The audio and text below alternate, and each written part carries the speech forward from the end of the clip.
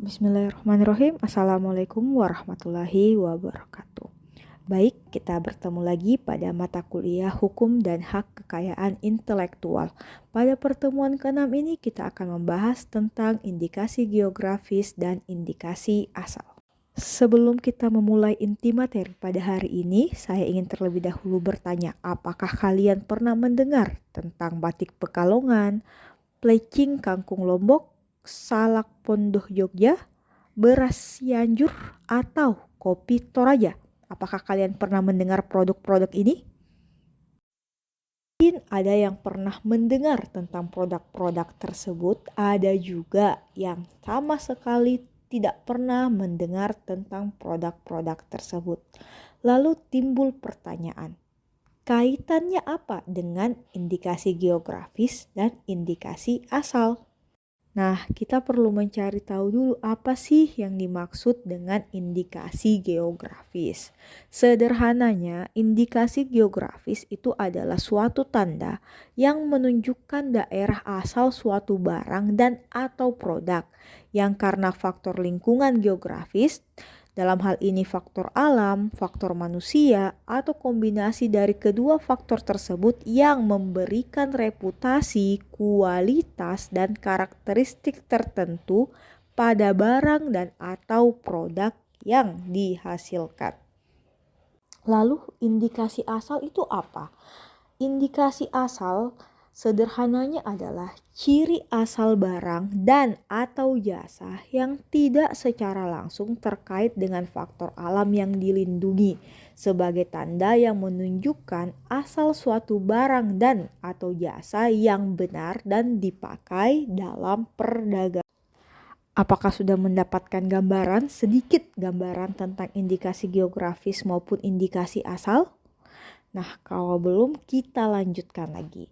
Jadi ibarat membangun rumah itu harus ada pondasinya. Nah, ketika kita berbicara tentang perlindungan indikasi geografis dan indikasi asal, maka dasar hukumnya apa? Untuk indikasi geografis dan indikasi asal itu diatur dalam beberapa peraturan perundang-undangan. Dalam hal ini, 1. Undang-Undang Nomor 20 Tahun 2016 tentang merek dan indikasi geografis. Lalu nomor 2 ada peraturan pemerintah nomor 51 tahun 2007 tentang indikasi geografis. Nah, nomor 3 yang paling terbaru adalah peraturan pemerintah nomor 56 tahun 2022 tentang kekayaan intelektual komunal. Baik, sudah ada definisinya, sudah ada dasar hukumnya, lalu kita mulai mencari contohnya seperti apa. Oke, untuk indikasi geografis itu merujuk pada barang atau produk yang bersumber dari sumber daya alam ataupun dari barang kerajinan tangan hasil industri. Contohnya Kopi Toraja. Kopi Toraja kan itu adalah hasil sumber daya alam. Kemudian batik Pekalongan. Nah, batik Pekalongan itu kan barang kerajinan tangan hasil dari industri. Jadi itu contohnya untuk indikasi geografis. Lalu untuk indikasi asal seperti apa?